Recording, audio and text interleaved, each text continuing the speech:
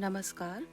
16वें भाग में हमने नरेंद्र के जीवन से जुड़े कई छोटे छोटे घटनाक्रम देखे, जिससे हमें ज्ञात होता है कि नरेंद्र का ठाकुर जी के प्रति झुकाव बढ़ता ही जा रहा है दिन पे दिन। यद्यपि बौद्धिक रूप से इस बात को वो नहीं स्वीकार कर रहे हैं, पर फिर भी उनका एक सहज स्वाभाविक प्रेम ठाकुर जी के प्रति जागृत हो गया है और वो स्थान स्थान पर ठाकुर जी को हर तरह से सुरक्षा देने का प्रयास करते हैं और ये भी देखना चाहते हैं कि ठाकुर जी का कहीं भी अपमान ना हो जाए।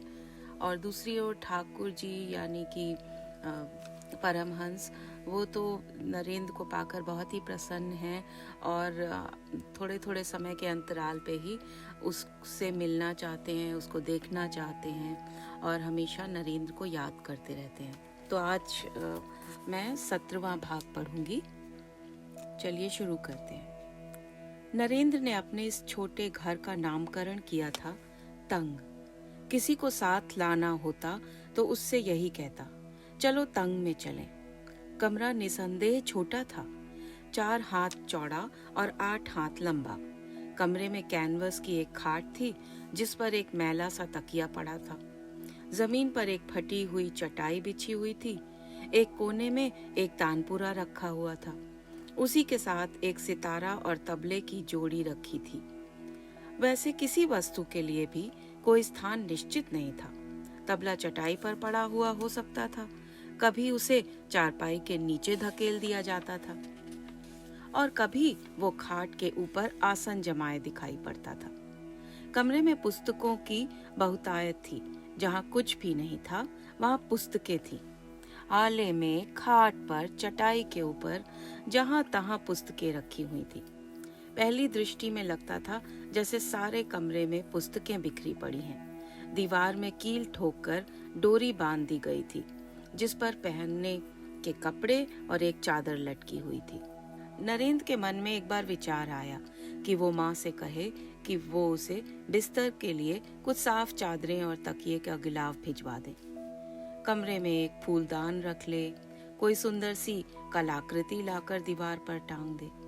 किंतु दूसरे ही क्षण नरेंद्र का भाव बदल गया। ये सब उसके मन में क्या आ रहा है? बाबा इन दिनों आर्थिक कठिनाई में न होते तो उन्हें इस प्रकार छोटा घर लेकर रहना पड़ता, या इस प्रकार नरेंद्र को नानी के घर रहने की व्यवस्था करनी पड़ती। इस प्रकार की कामनाएं उसे शोभा नहीं देती।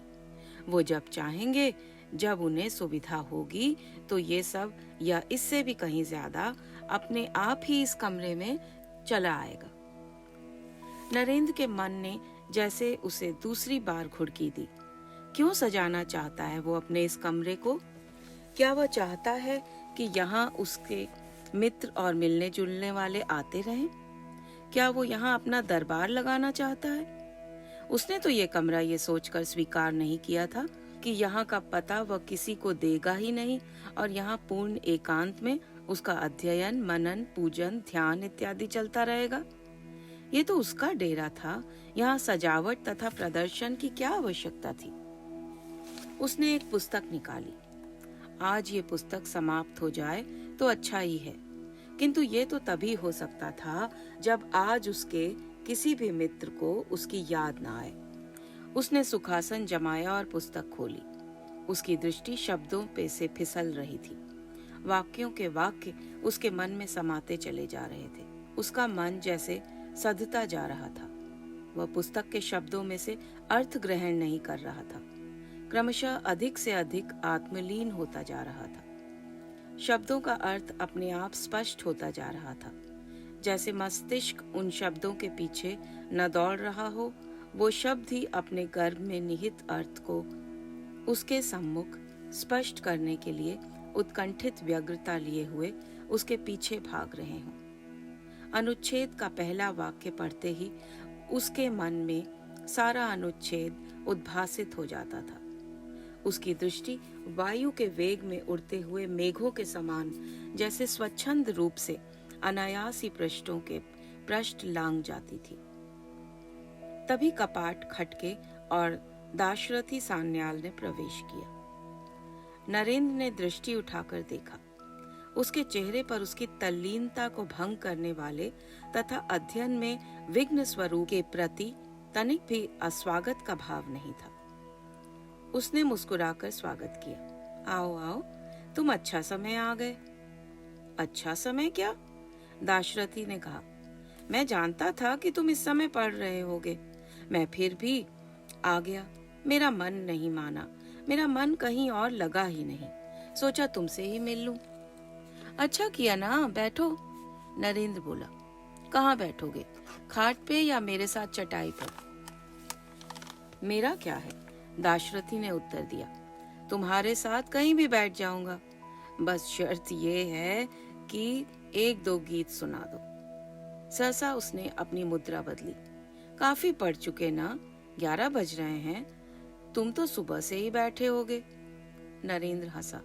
सुबह से नहीं बैठा, अभी भोजन करके आया था तो सोचा थोड़ी देर पढ़ ही लूं। आधा पौना घंटा हुआ होगा। तो मैं जाऊं? दाशरथी ने पूछा, किंतु उसकी भाव भंगिमा से स्पष्ट था कि उसकी उठने की तनिक भी इच्छा नहीं है।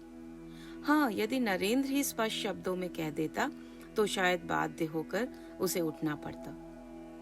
नरेंद्र कुछ नहीं बोला, केवल शांत मन से उसे देखता रहा। तो दाशरथी ने पुनः पैंतरा बदला। भाई तुम रात को पढ़ लेना, तुम्हारा क्या है, सारी रात एक करवट बैठे रहोगे, पलक तक नहीं झपकाओगे। अभी तो दो एक गीत सुना दो। नरेंद्र ने सामने रखी पुस्तक बंद कर एक और खिसका दी, तानपुरा उठाया और उसकी तारों को झंकारा, स्वर को साधा और बोला, अच्छा तू उठा तबला। दाशरथी हकबका गया। मैं तो तबला नहीं बजाना जानता, मैंने कभी नहीं बजाया। स्कूल में मेज पर तख्ता अवश्य बजा लेता था, पर तबला? नरेंद्र मुस्कुराया। अरे इसमें तनिक भी कठिनाई नहीं है, ध्यान से सुन, मैं एक बार बजा देता हूँ, ध्यान देगा तो अवश्य बजा सकेगा। क्यों नहीं बजा सकेगा? इस तरह बस ठेका दिया जाता है। नरेंद्र ने तबले पर अपनी उंगलियां चलाईं और साथ ही साथ बजाने के बोल भी बता दिए। दाशरथी ने संकोच पूर्वक तबला पकड़ा और असहाय दृष्टि से नरेंद्र की ओर देखा। बजाना, नरेंद्र ने उससे स्नेह पूर्वक डांटा और साथ साथ बोल दोहराए। दाशरथी ने उंगलियां चलाईं और संकुचित होकर रुक गया। बजाना, नरेंद्र ने उसे पुनः उत्साहित किया। दो एक बार बजाएगा तो ठीक हो जाएगा, गीत सुनना है तो तबला बजाना पड़ेगा। दाशरथी ने पुनः प्रयत्न किया। उसे लगा कि वो किसी प्रकार ठेका दे सकता है। नरेंद्र भी कुछ संतुष्ट दिखा। दाशरथी का साहस बढ़ गया।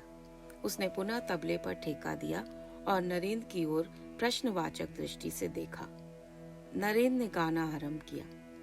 एक के पश्चात दूसरा गीत, दूसरे के पश्चात तीसरा, तान और लय में लीन होकर वो अपने साथ दाशरथी को भी बहा ले गया। नरेंद्र का स्वर हृदय स्पर्शी था। उसके पास बंगला, हिंदी और संस्कृत के गीतों का अक्षय भंडार था। वो टप्पा, ढप, ख्याल और ध्रुपद में विभिन्न गीत गाता ही चला गया। लगा कि ये क्रम शीघ्र रुकने वाला नहीं था। किसी नवीन ठेके की आवश्यकता होती तो नरेंद्र सरलता से बोल बताकर नया ठेका भी बजाकर दिखा देता। उसने दाशरथी से कव्वाली, एक ताला, आड़ा ठेका, मध्यमान, यहाँ तक कि सुर फांक ताल भी बजवा लिया। दाशरथी तो जैसे कठपुतली के समान उसके कहने के अनुसार उंगलियां चलाता जा रहा था। दाशरथी हिंदी और संस्कृत के गीत नहीं समझता था, इसलिए नरेंद्र आरंभ में गीत का अर्थ भी समझा देता था। गीत के भाव के साथ स्वर और लय का अपूर्व ऐक्य दिखाकर वो उसे मुग्ध करता चला जा रहा था। दिन कहाँ गया किसी को पता ही नहीं चला। संध्या आई। नौकर एक टिमटिमाता हुआ दिया रखकर चला गया तो दोनों कुछ चौंके, किंतु उनके कार्यक्रम पर उसका कोई विशेष प्रभाव नहीं पड़ा। एक हल्के से विराम के पश्चात धारा पुनः उसी प्रकार बह निकली। 10 बज गए। तब कहीं नरेंद्र को ध्यान आया कि उसे तो भोजन के लिए अपने घर भी जाना है। माँ भोजन लिए बैठी उसकी प्रतीक्षा कर रही होगी। वो हड़बड़ाकर उठ खड़ा हुआ। दाशरथी, हो गए तेरे 2-1 गीत। दाशरथी भी हंस पड़ा। हाँ, 2-1 तो हो ही गए हैं। तंग में नरेंद्र के साथ उसके सहपाठी हरिदास चट्टोपाध्याय और दाशरथी सान्याल बैठे थे। उद्देश्य तो साथ बैठकर पढ़ना ही था, किंतु वार्तालाप का भी निषेध नहीं था। इस बात की ओर किसी का ध्यान नहीं गया कि कितनी देर उन्होंने अध्ययन संबंधी चर्चा की और कितनी देर वो लोग इधर उधर की बातों में लगे रहे। नरेंद्र, नरेंद्र, नीचे गली से आवाज आई। कोई घर के द्वार पर खड़ा नरेंद्र को पुकार रहा था। नरेंद्र हड़बड़ा कर उठ खड़ा हुआ और मित्रों से कुछ कहे बिना ही नीचे की ओर भागा। शायद रामकृष्ण देव आए हैं, दाशरथी ने धीरे से हरिदास को कहा। तुमने कैसे जाना? हरिदास ने पूछा। तुम उनका स्वर पहचानते हो क्या? जिस घबराहट में नरेंद्र आगंतुक का स्वागत करने के लिए भागा है, उसी से मैंने अनुमान लगाया है। आजकल नरेंद्र उनकी बहुत चर्चा करता है और उनके प्रति उसका पूज्य भाव किसी से छिपा नहीं रह सकता। दाशरथी ने इतने मंद स्वर में कहा कि यदि वो लोग ऊपर आ भी रहे हों तो उनकी बात को ना सुन सकें। दोनों मित्रों ने उचक कर देखा। बीच सीढ़ी में नरेंद्र का उनसे साक्षात्कार हुआ। ठाकुर ने नरेंद्र के अभिवादन की भी प्रतीक्षा नहीं की। बोले, तू इतने दिनों से क्यों नहीं आया? उनका स्वर अत्यंत गदगद था और शायद उनकी आंखों में अश्रु भी आ गए थे। उन्होंने अपने वाक्य को कई बार दोहराया, किंतु न वे नरेंद्र के उत्तर के लिए रुके और न ही उसकी अपेक्षा जताई।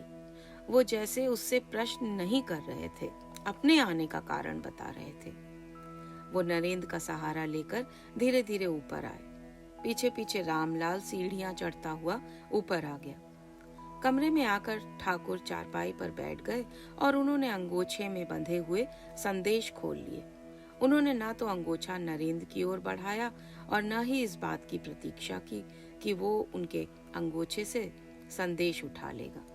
उन्होंने अपने हाथ में उठाकर उसके हाथ में देने के लिए नहीं, उसके मुख में डालने के लिए संदेश आगे बढ़ाया। ले, खा। नरेंद्र कुछ संकुचित हुआ। वो उसे एक छोटे बच्चे के समान खिलाना चाह रहे हैं। उनके वात्सल्य का इस ओर ध्यान नहीं रहा कि नरेंद्र का अपने मित्रों के सामने इस प्रकार अकेले खाना शिष्टाचार विरोधी होता। ले, खा, उन्होंने ममतामयी माँ के समान पुनः आग्रह किया। नरेंद्र ने हाथ बढ़ाया। लाइए, दीजिए, अपने मित्रों को भी तो दूं। रामकृष्ण देव ने अनिच्छा पूर्वक संदेश उनकी ओर बढ़ा दिए। उनके मुख के भाव से स्पष्ट था कि स्वयं खाए बिना नरेंद्र का अपने मित्रों को संदेश देना उन्हें तनिक भी सुखद नहीं लग रहा था। उनका सुख तो नरेंद्र को खिलाने में था, किंतु फिर भी अपने पुत्र के सुख के लिए जैसे माँ अन्य बच्चों को खिलाती है, वैसे ही ठाकुर ने वो संदेश उनकी ओर बढ़ाए थे। नरेंद्र ने अपने मित्रों को संदेश दिए और फिर स्वयं भी खाया। नरेंद्र ने संदेश का टुकड़ा जैसे ही अपने मुंह में डाला, ठाकुर के चेहरे पर परम संतोष के लक्षण प्रकट हो गए, जैसे उनका यहाँ तक आना सार्थक हो गया। ठाकुर ने मुग्ध भाव से नरेंद्र की ओर देखा और बोले, अरे, तेरा गाना बहुत दिनों से नहीं सुना, जरा गाना तो गा दे। नरेंद्र ने उत्तर में एक शब्द भी नहीं कहा और हाथ बढ़ाकर तानपुरा उठा लिया। स्वयं बांधकर उसने गाना आरंभ किया। ओ माँ कुल कुंडलिनी जागो, तुम नित्यानंद स्वरूपिणी जागो, ब्रह्मानंद स्वरूपिणी हो। ए मूलाधार पदम में बसने वाली माँ जागो, तुम सर्प के समान कोई सोई हुई हो त्रिताप रूपी अग्नि से। ओ माँ, मेरा तन मन जला जाए, जागो। ए स्वयंभू शिव की सहचरी शिवे, मूलाधार को छोड़ स्वाधिष्ठान में उदित होकर सुषुम्ना के पद से ऊपर उठो। ए माँ सरस्वती जागो। गीत आरंभ होते ही ठाकुर भावस्थ होने लगे।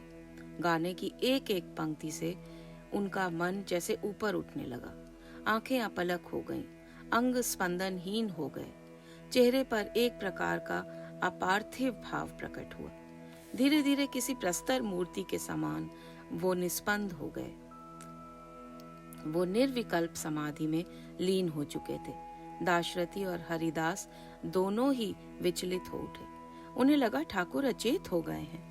इस प्रकार अचेत होने का क्या अर्थ है और इसका उपचार क्या है? दाशरथी भागकर जल्दी से पानी ले आया। वो ठाकुर के मुख पर छींटे देकर उन्हें सचेत करने का प्रयत्न करने ही वाला था कि नरेंद्र ने उसका हाथ पकड़ लिया। दाशरथी ने आश्चर्य से नरेंद्र की ओर देखा। नरेंद्र न केवल उपचार के इस प्रयत्न से उन्हें रोक रहा था, वरन उसके चेहरे पर किसी प्रकार की कोई चिंता भी नहीं थी। इसकी कोई आवश्यकता नहीं है, नरेंद्र मुस्कुराकर बोला। वो संज्ञा शून्य नहीं हुए हैं, मात्र भावस्थ हुए हैं। तो दाशरथी अपनी चिंता और घबराहट में साक्षात प्रश्न बना खड़ा हुआ था। फिर से गीत सुनकर वो चेतना युक्त हो जाएंगे, नरेंद्र बोला, और उसने पुनः गीत आरंभ किया। एक गीत के पश्चात भी नरेंद्र रुका नहीं। वो अनेक गीत गाता चला गया। कुछ भजन काली के संबंध में थे और कुछ कृष्ण के संबंध में। ठाकुर की स्थिति एक जैसी नहीं थी। वो कभी पूर्णतः भावस्थ हो जाते, कभी स्वाभाविक स्थिति की ओर लौटते हुए से लगते। नरेंद्र ने अपने भजनों का प्रवाह तब तक नहीं रोका जब तक उसे स्वयं विश्वास नहीं हो गया कि ठाकुर पूर्णतः स्वाभाविक स्थिति में लौट आए हैं। नरेंद्र ने अपना स्वर रोका तो ठाकुर ने अत्यंत स्वाभाविक किंतु आग्रहपूर्ण स्वर में पूछा, दक्षिणेश्वर चलेगा? उन्होंने उसके उत्तर की प्रतीक्षा नहीं की, स्वयं ही बोले, कितने दिनों से नहीं गया है। और जैसे नरेंद्र की संभावित अस्वीकृति की आशंका से बचने के लिए पुनः आग्रह किया, चल ना, अभी लौट आना। हरिदास को ये आग्रह अत्यंत विचित्र लगा। एक तो इन महाशय ने इन दिनों आकर नरेंद्र का वैसे ही बहुत सारा समय नष्ट कर दिया है। यदि लोग इस प्रकार आकर नरेंद्र से गीत गाने का अनुरोध करते रहेंगे और वह उनके अनुरोध की रक्षा के लिए हर समय गाता बजाता रहेगा, तो वो अपनी पढ़ाई कब करेगा? अरे उसकी परीक्षा की तैयारी कब होगी? और ऊपर से अब ये नरेंद्र को साथ ले जाने का आग्रह कर रहे हैं। यदि नरेंद्र साथ चला गया तो उसका आज का सारा दिन तो नष्ट हुआ ना। वैसे भी जब वो आज स्वयं आ ही गए हैं तो नरेंद्र को साथ ले जाने की क्या आवश्यकता है? भेंट तो हो ही चुकी है। यदि उसे बुलाना है तो कुछ दिनों के पश्चात बुलाते। हरिदास आश्वस्त था कि यही प्रक्रिया नरेंद्र के मन में भी चल रही होगी। वह अवश्य ही किसी न किसी प्रकार उन्हें टाल देगा, किंतु उन्हें स्वयं भी तो कुछ समझना चाहिए। पर नरेंद्र तो जाने की तैयारी कर रहा था। हरिदास के आश्चर्य की सीमा नहीं रही।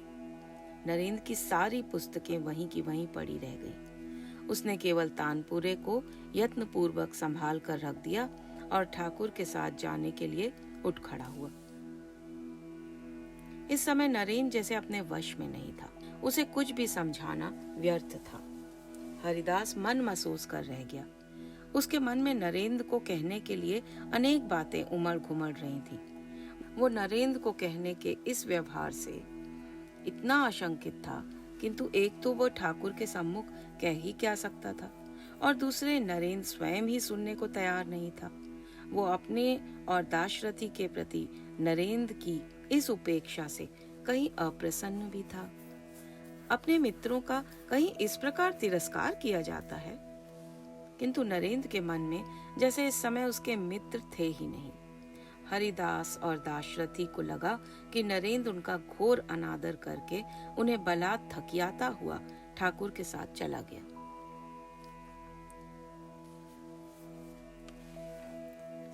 रात को खाना खाने के लिए नरेंद्र घर पहुंचा तो विश्वनाथ से भेंट हो गई। विश्वनाथ कुछ दुर्बल भी हो गए थे और थके हुए से लग रहे थे। यात्राओं के दौरान उन्हें मूत्राशय संबंधी कोई संक्रामक रोग हो गया था। ना तो वो ठीक से अपना उपचार ही करवा रहे थे, न आराम ही कर पा रहे थे। नरेंद्र जब खाना खाने घर आता था तो आवश्यक नहीं था कि विश्वनाथ घर पर ही हों। यदि वो नगर में भी होते थे तो कार्यवश कहीं बाहर गए हुए होते थे। यदि वो घर पर होते तो वे दोनों प्रायः साथ ही भोजन करते थे। किंतु यदि घर पर नहीं होते तो नरेंद्र उनकी प्रतीक्षा नहीं करता था। भुवनेश्वरी ने कभी इस प्रकार का कोई आग्रह भी नहीं किया। नरेंद्र खाना खाकर नानी के घर चला गया था। उसे पढ़ना होता था।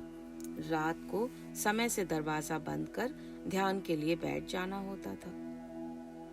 मैंने सुना है नरेंद्र, भोजन करते हुए विश्वनाथ बोले, कि आजकल तुम रात कुछ अधिक देर से घर आने लगे हो। नरेंद्र ने प्रतिवाद नहीं किया। वो चुपचाप भोजन करता रहा। कहाँ जाते हो तुम? विश्वनाथ ने पूछा। मित्रों के घर रह जाते हो?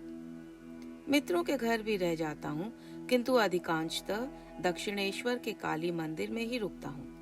नरेंद्र धीरे से बोला। क्या इसमें कुछ अनुचित है? उचित अनुचित की बात नहीं कर रहा, विश्वनाथ बोले, किंतु इससे तुम्हारा ध्यान किधर है इसका अनुमान तो होता ही है। विश्वनाथ ने नरेंद्र की ओर देखा।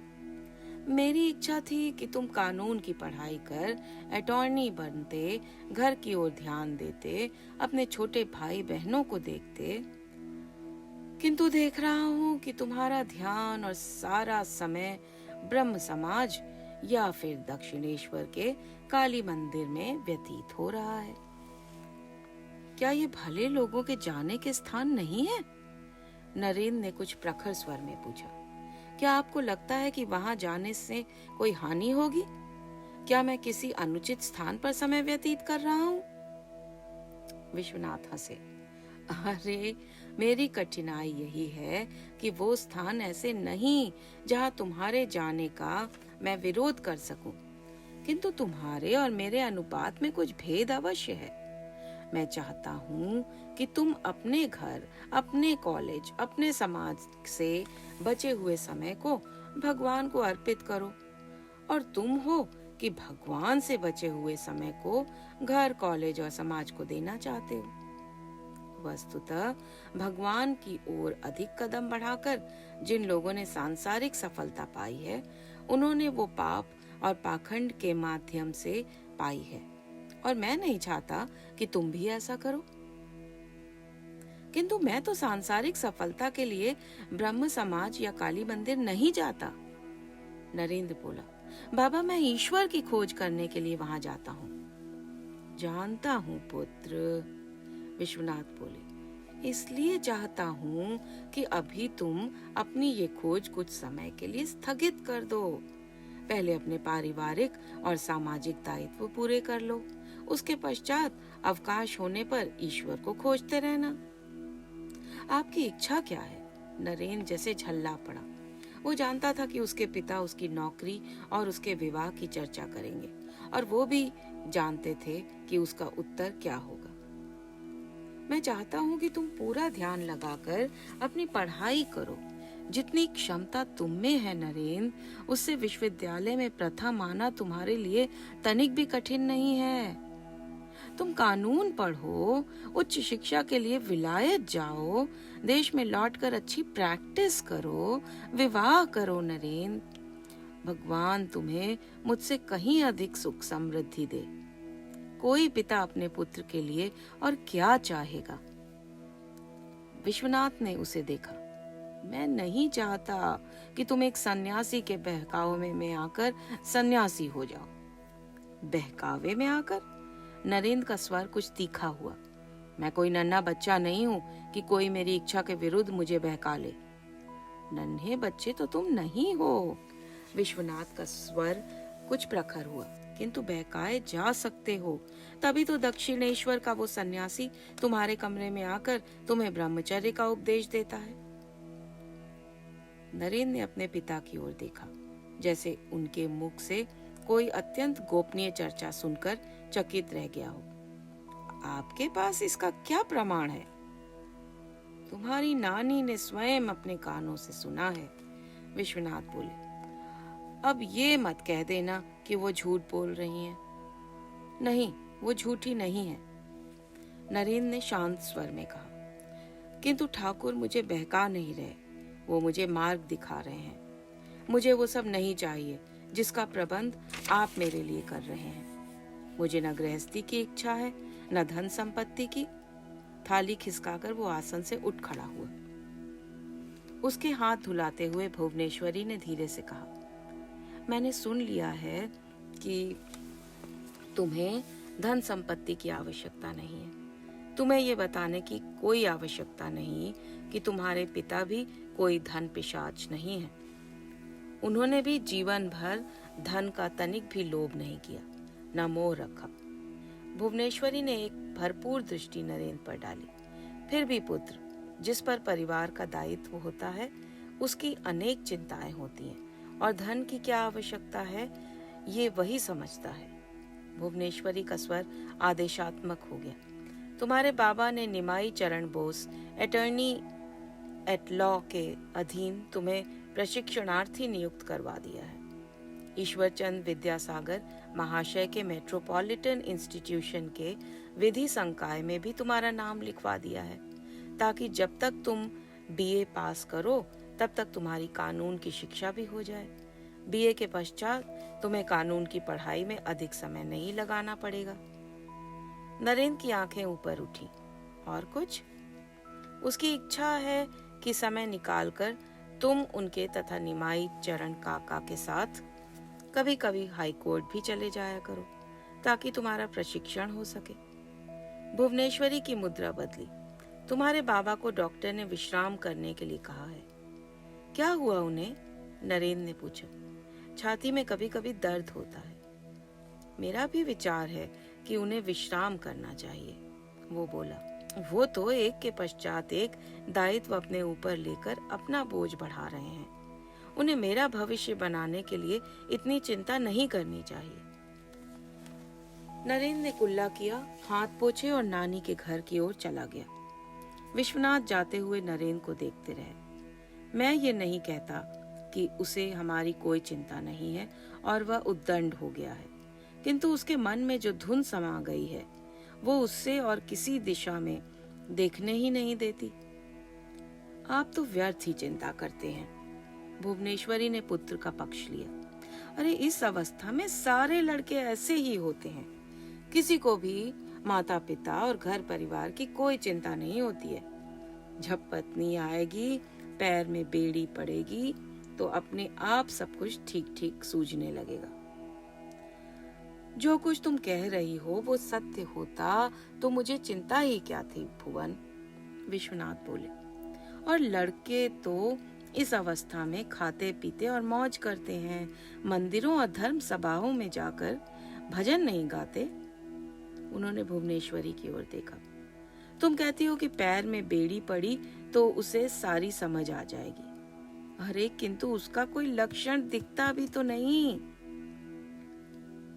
वो क्षण भर मौन रहे। मैं तो चाहता हूँ कि अब ये धर्म की ओर और न बढ़े। मुझे तो इसका काली मंदिर के परमहंस से मिलना जुलना भी हितकर नहीं लगता। यदि यह वहां जाता रहा तो हमारे काम का तो ये नहीं रहेगा। भुवनेश्वरी अपने पति के चिंतित चेहरे को देखती रही और फिर बोली, मैं तो यही जानती हूँ कि संतान का पाप कर्म की ओर बढ़ना माता पिता के लिए चिंता का विषय होता है। ये तो आज ही जाना कि संतान का धर्म की ओर बढ़ना भी माता पिता को चिंता के सागर में निमज्जित कर देता है।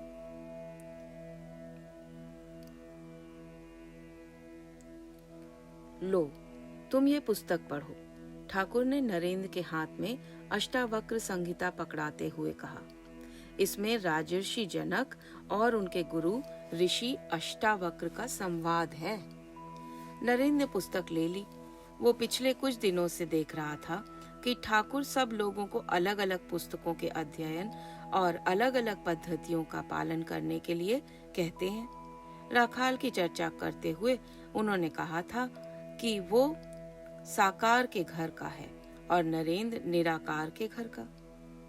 जा कहीं एकांत में जाकर पढ़ और मनन कर, ठाकुर ने स्नेहपूर्वक कहा। नरेंद्र पुस्तक लेकर गंगा के तट पर जा बैठा। उसने पुस्तक खोली। जनक ने पूछा, ज्ञान कैसे प्राप्त किया जा सकता है? मुक्ति की उपलब्धि कैसे हो? मोक्ष किस प्रकार संभव है? हे प्रभु, मुझे बताएं। अष्टाव ने उत्तर दिया, पुत्र, यदि तुम्हें मुक्ति चाहिए तो इंद्रियों के भोग को विषय के समान त्याग दो और सरलता, नम्रता, क्षमा, संतोष तथा सत्य को अमृत के समान ग्रहण करो। नरेंद्र पढ़ता चला गया। अष्टावक्र ने उपदेश दिया। जनक ने उसे ग्रहण किया और फिर जनक ने आत्मा में स्थित होने के कारण आनंद का वर्णन किया। मैं स्वयं ज्योति स्वरूप हूँ। जब विश्व का प्रकाश होता है तो उसमें मैं ही प्रकाशित होता हूँ। जैसे कुंभ मिट्टी में, लहर जल में तथा आभूषण स्वर्ण में लय हो जाता है। नरेंद्र से आगे पढ़ा नहीं गया। वो जैसे भड़क कर उठ खड़ा हुआ। द्वैत भाव से निराकार सगुण ब्रह्म की उपासना करने वाला नरेंद्र इस प्रकार उक्तियों को कैसे सहन कर सकता था? ये तो ईश्वर का निषेध था, नास्तिकता थी, वो घोर नास्तिकता। वो ठाकुर के सम्मुख पढ़ते ही जैसे अपने आवेश को रोक नहीं पाया। जरा बताइए तो, नास्तिकता से ये किस प्रकार भिन्न है? मैं तो अद्भुत हूँ। मैं स्वयं को नमस्कार करता हूँ, जिसका कभी क्षय नहीं होता और जो ब्रह्मा से लेकर घास के तिनके तक के संसार के नष्ट हो जाने पर भी जीवित रखता है। संसार तुमसे उत्पन्न होता है, जैसे समुद्र के बुलबुले उत्पन्न होते हैं। जीव अपने आप को सृष्टा समझे, इससे बड़ा पाप और क्या हो सकता है? ठाकुर सहसा नरेंद्र को देखने लगे, जैसे कोई प्रौढ़ पुरुष किसी बालक को अकारण क्रोध करते हुए देखकर उसका आनंद ले रहा है। बोले, तू इस समय उनकी बातें स्वीकार न करना चाहे तो न कर, पर ऋषियों को ब्रह्म ज्ञान हुआ था। विषय बुद्धि का लेश मात्र रहते हुए वो ब्रह्म ज्ञान नहीं होता। ऋषि लोग इतना परिश्रम करते थे, सवेरे आश्रम से चले जाते थे, दिन भर अकेले ध्यान चिंतन करते थे और रात को आश्रम में लौटकर कुछ फल फूल खाते। देखना, सुनना, छूना, इन सब विषयों से मन को अलग रखते थे। तब कहीं उन्हें ब्रह्म का बोध हुआ था। तू उन ऋषि मुनियों की निंदा और ईश्वर के स्वरूप की इतिश्री क्यों करता है? ईश्वर के स्वरूप की इतिश्री क्या? नरेंद्र झल्लाकर बोला, कोई ईश्वर के किसी भी विचित्र रूप की कल्पना कर ले तो क्या मैं उसे ही स्वीकार कर लूं? नरेंद्र के मुख का आक्रोश कह रहा था कि वो इस प्रकार के दमन को स्वीकार नहीं करेगा। ईश्वर के स्वरूप की इतिश्री ही तो है जो तू ये मानता है कि ईश्वर के जिस स्वरूप में तूने निष्ठा स्थापित की है वही उसका एकमात्र रूप है। क्या तू समझता है कि तू सर्वज्ञ है? तेरी बुद्धि के बाहर ज्ञान क्या है ही नहीं? जो तुझसे मतभेद रखते हैं वो सब अज्ञानी और मूर्ख हैं। मैं ये सब नहीं कहता और न इसमें विश्वास ही करता हूँ, क्योंकि यह अहंकार है। नरेंद्र बोला, किंतु जिस किसी स्वरूप की भी कल्पना की जाए वो मानव बुद्धि को स्वीकार्य हो। ठाकुर हंसे। मानव की बुद्धि जानती ही कितना है। सहसा वो गंभीर हो गए। तू सत्य स्वरूप भगवान को पुकारता चल। उसके पश्चात वो जिस रूप में तेरे सामने प्रकट होंगे उसी पर विश्वास कर लेना। किंतु नरेंद्र का विश्वास अद्वैत सिद्धांत पर तनिक भी नहीं जम रहा था। ठाकुर की क्या, वो तो नित्य प्रति प्रतिमाओं के सामने मस्तक फोड़ते रहते हैं। उनके कहने से ही नरेंद्र स्वीकार करने वाला होता तो अब वो मंदिर में प्रतिमाओं के सम्मुख साष्टांग करता दिखाई देता। ठाकुर के कमरे से निकलकर नरेंद्र टहलता हुआ हजारा के कमरे की ओर चला गया। शायद हुक्के के दो एक कश लेने से मस्तिष्क का धुआं कुछ साफ हो और उसका मन कुछ स्थिर हो सके। कभी कभी तो ठाकुर उसे एकदम विचलित ही कर देते थे। हजारा उनके स्वागत के लिए तैयार ही था। उसने नरेंद्र को हुक्का थमाकर कहा, कुछ परेशान से दिखाई पड़ते हो? क्या गदाधर से कुछ कहा सुनी हो गई? नरेंद्र को जैसे मन का बोझ हल्का करने का एक अवसर मिल गया। नाक से धुआं छोड़ते हुए बोला, ठाकुर ने आज कुछ अद्भुत बातें बताई हैं और वो चाहते हैं कि मैं भी उन पर उतना ही विश्वास कर लूं। हजारा ने उसे उकसाया, ऐसी कौन सी अद्भुत बातें हैं? वैसे तो मैं ये सोच सोच कर चकित होता ही रहता हूँ कि ऐसा कौन सा दिन है जिस दिन गदाधर कुछ अद्भुत बातें नहीं कहता। गांव के अनपढ़ किसानों के लिए तो वो सब ठीक है, क्योंकि उन बेचारों ने कभी कुछ पढ़ा नहीं, सोचा नहीं, जाना नहीं। पर तुम सब कॉलेज के लड़के गदाधर की विचित्र बातों पर कैसे विश्वास कर लेते हो? हजारा हंसा। वो कहता है कि मनुष्य की बाह को तौलकर उसकी आत्मा तक को परख लेता है। भला ये सब कोई बात हुई विश्वास करने की? उसने रुककर नरेंद्र की ओर देखा। पर आज क्या कह दिया गदाधर ने? अद्वैत वेदांत। नरेंद्र हंसा। पहले एक दिन ठाकुर ने एक कहानी सुनाई थी कि एक उन्मत्त हाथी को भी ईश्वर समझकर एक ब्रह्मचारी उसके सामने से हटा नहीं, यद्यपि महावत चिल्लाता ही रहा कि हाथी पागल है, सामने से हट जाओ। तब तक तो ये बात थी कि प्रत्येक जीव में ईश्वरीय तत्व है। वो तो फिर भी मेरी समझ में आता है कि प्रत्येक प्राणी में जैसे थोड़ा बहुत जल तत्व होता है, वैसे ही ईश्वरीय तत्व भी होता है। किंतु आज तो वो हंसा। संसार में जो कुछ भी है, जो कुछ भी सच है, वो ईश्वर ही है। ईश्वर के अतिरिक्त यहाँ कुछ भी नहीं। और जो कुछ भी दिखाई पड़ रहा है वो सब भी ईश्वर, हम सब भी ईश्वर हैं।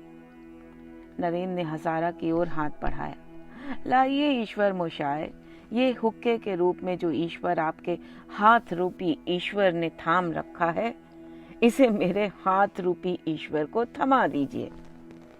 आज मैं तंबाकू रूपी ईश्वर का अच्छी तरह आनंद लूं। हजारा और नरेंद्र ने मिलकर मुक्त कंठ से अट्टहास किया। ये गदाधर भी कभी कभी।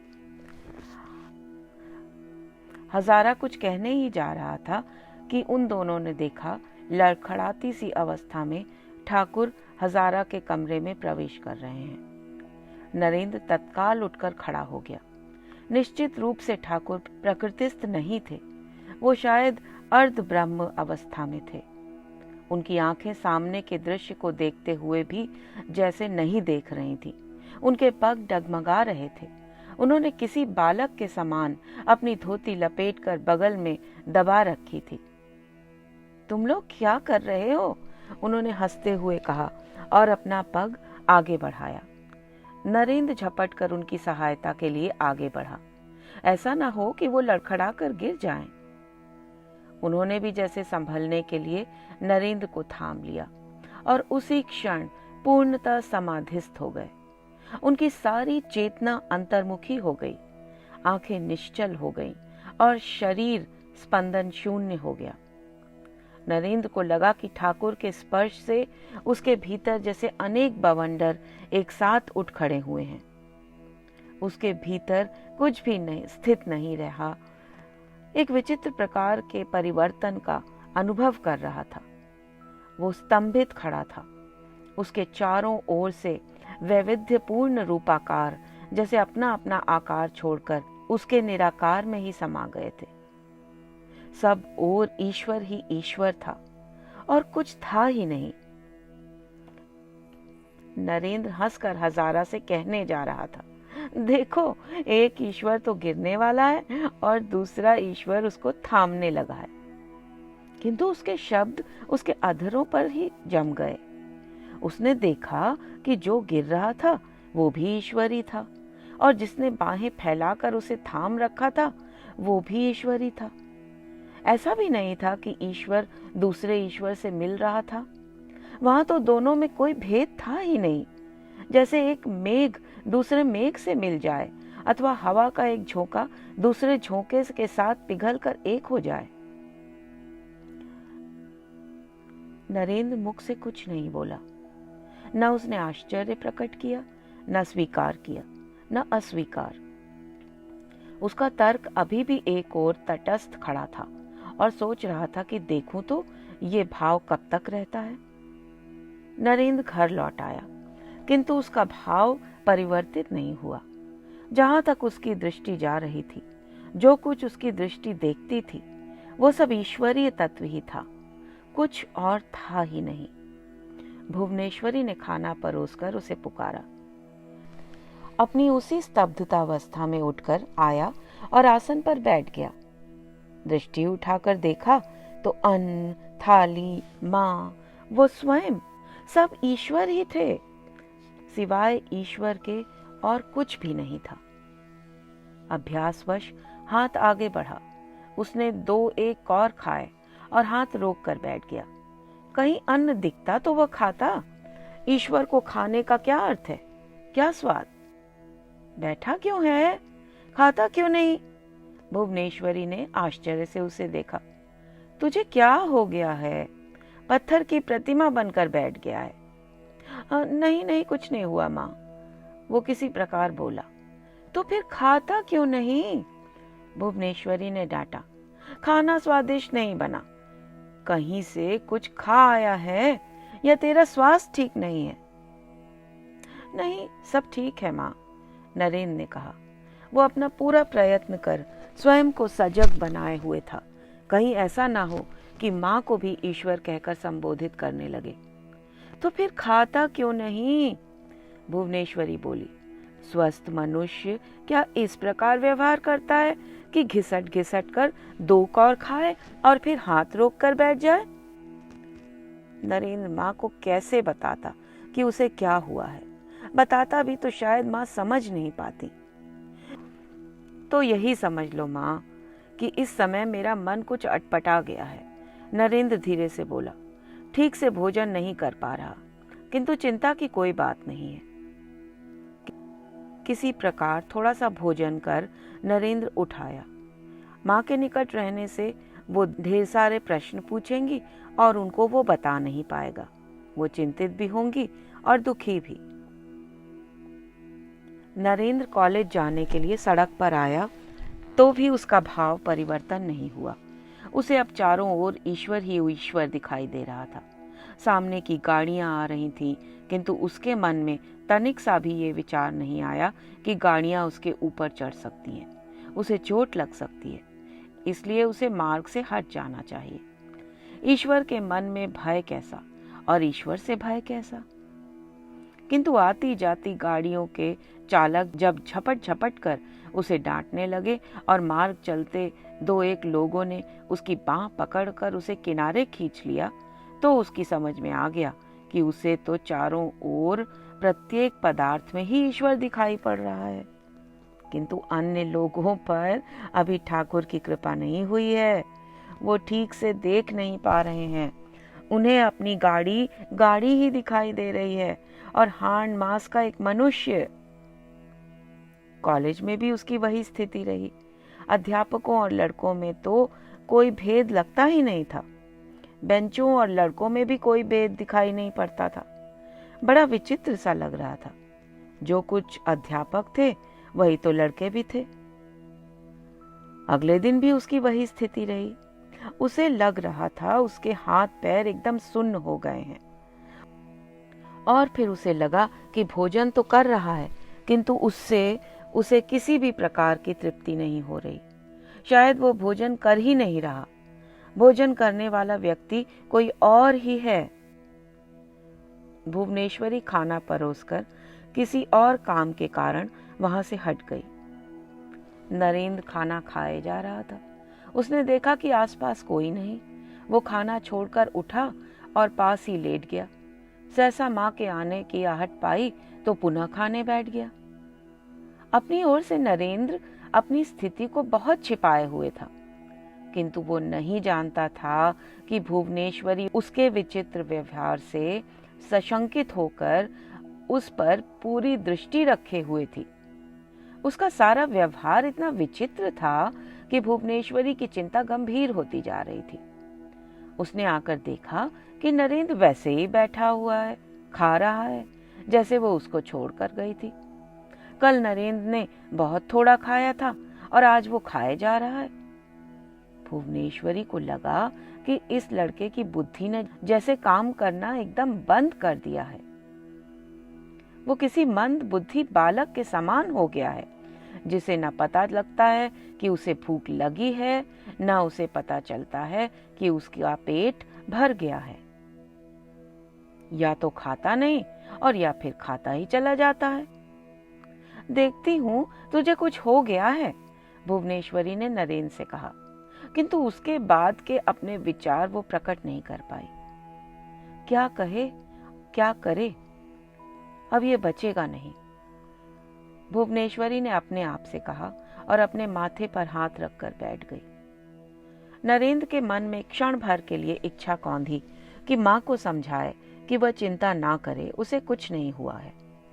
ये तो ठाकुर उसे मात्र इतना ही समझा रहे हैं कि अद्वैत भाव क्या होता है, किंतु अगले ही क्षण जैसे अद्वैत भाव ही सघन हो उठा। वह और उसकी माँ तो एक ही थे, उनमें भेद ही क्या था कि वह उनको समझाता। यहाँ कौन किसको समझाता? कोई भेद हो तो समझाने की बात उठे। संध्या समय तक आच्छन्न भाव की सघनता कुछ कम हुई। नरेंद्र को लगा कि वो कुछ सहज और प्रकृतिस्थ हो रहा है, किंतु तब उसने अनुभव किया कि यहाँ कुछ भी यथार्थ नहीं था, जैसे सारा कुछ स्वप्न के समान था। जो कुछ घटित हो रहा था वस्तुतः वह घटित नहीं हो रहा था। सब कुछ यथावत ही था, सब कुछ मिथ्या था, स्वप्नवत। उसने स्वयं को झंझोड़ कर जगाया। वह कब तक इस प्रकार के विचित्र भावों का बंदी रहेगा? उसे इससे निकलना होगा। उसे निश्चय करना होगा कि वो सब स्वप्न है या यथार्थ, यह संसार सत्य है या माया। नरेंद्र को लगा कि ये ठाकुर की सम्मोहिनी शक्ति ही थी जिससे उन्होंने उसे इतने दिनों तक पागल सा बना दिया था। ये कोई पहला अवसर तो नहीं था। इससे पहले भी उन्होंने अपने स्पर्श से उसके मस्तिष्क को प्रभावित किया था। और ऐसा क्यों किया था उन्होंने? क्योंकि नरेंद्र उनकी धारणाओं को स्वीकार नहीं कर रहा था। वो हजारा के साथ मिलकर उनकी उन धारणाओं का परिहास कर रहा था। उन्हें उसका आचरण अच्छा नहीं लगा होगा। संभव है उन्होंने स्वयं को अपमानित अनुभव किया हो। उन्होंने उसे दंड देना चाहा हो, उससे प्रतिशोध लेना चाहा हो। उनके पास शक्ति है तो वो उस शक्ति का प्रयोग क्यों न करते? किंतु क्या उसका अपराध इतना बड़ा था कि इन्होंने इतने दिन पागल बनाए रखा? वो अपना विरोध करने वालों को इस प्रकार दंडित करेंगे? नरेंद्र को लगा कि उसके मन में ठाकुर के प्रति विरोध बढ़ रहा है, किंतु तभी नरेंद्र का विवेक जागा। उनके पास शक्ति है और हजारा न केवल उनकी बात नहीं मानता, वरन उनके निकट रहकर उनका परिहास करता है और सबसे बढ़कर उनका विरोध करता है। उनके शिष्यों को उनके विरुद्ध भड़काता है, विद्रोह करने के लिए उकसाता है। उन्होंने उसे तो कभी दंडित नहीं किया, उससे तो कभी प्रतिशोध नहीं लिया, तो फिर नरेंद्र के साथ ही ऐसा क्यों किया? क्या किया नरेंद्र के साथ? उसके सम्मुख वो सारा कुछ प्रत्यक्ष कर दिया जो वेदांत के ग्रंथों में लिखा है। उसे वो सब कुछ दिखाया जो अष्टावक्र संहिता में वर्णित है। उसे सम्मोहित नहीं किया, उसे उन ग्रंथों का सत्य दिखाया। जो कुछ वह स्वयं अपनी इंद्रियों के माध्यम से नहीं देख सकता था, उसे वो सब कुछ दिखाया। ऋषियों ने जो कुछ अपनी विकट तपस्या और दीर्घ साधना से प्राप्त किया था, वो सब ठाकुर ने उसे सहज ही एक स्पर्श से दे डाला। नरेंद्र के मन में ठाकुर का प्रेम स्पष्ट हो रहा था। नरेंद्र उनकी बात नहीं मानता तो न माने, उनकी क्या क्षति है उसमें? किंतु नहीं, वो उसका प्रत्येक विरोध हंसकर सह रहे हैं, उसे समझा रहे हैं, दिखा रहे हैं, बता रहे हैं, शिक्षा दे रहे हैं। ऋषियों ने अपनी साधना के बल पर देखा होगा, अनुभव किया होगा। नरेंद्र को सीखना होगा कि वो दूसरों की तपस्या का लाभ उठाए, अपनी आंखों से देखे अवश्य, किंतु स्वयं से अधिक अनुभवी लोगों में आस्था तो रखे। ठाकुर तो अहेतुक कृपा निधान हैं। कोई और व्यक्ति होता तो अपने पास आए हुए अपना विरोध करने वाले मूर्ख को इतना बड़ा वरदान कभी न देता। नरेंद्र को लगा उसका हृदय ठाकुर के प्रति एक असाधारण और आभार से अपलावित हो उठा है। वो ठाकुर का प्रेम तो समझता था, किंतु उसे ठाकुर का महत्व भी समझना चाहिए। महान ऋषियों द्वारा अपनी तपस्या के माध्यम से साक्षात किए गए आध्यात्मिक सत्यों का साक्षात्कार न केवल ठाकुर ने स्वयं किया है, वरन अपनी इच्छा मात्र से वह किसी को भी उसका साक्षात करा सकते हैं। नरेंद्र का मन दक्षिणेश्वर में ठाकुर से अपनी पहली भेंट की ओर बहक गया। उन्होंने कहा था कि उन्होंने ईश्वर को न केवल देखा है, वरन वो उसे भी दिखा सकते हैं। दूसरी भेंट में उसके शरीर पर अपना चरण स्थापित कर क्या वो उसे ईश्वर दर्शन की ओर अग्रसर कर रहे थे? भयभीत होकर स्वयं नरेंद्र ने ही उन्हें बाधित कर दिया था, अन्यथा उनकी ओर से तो कृपा की कोई कमी नहीं थी।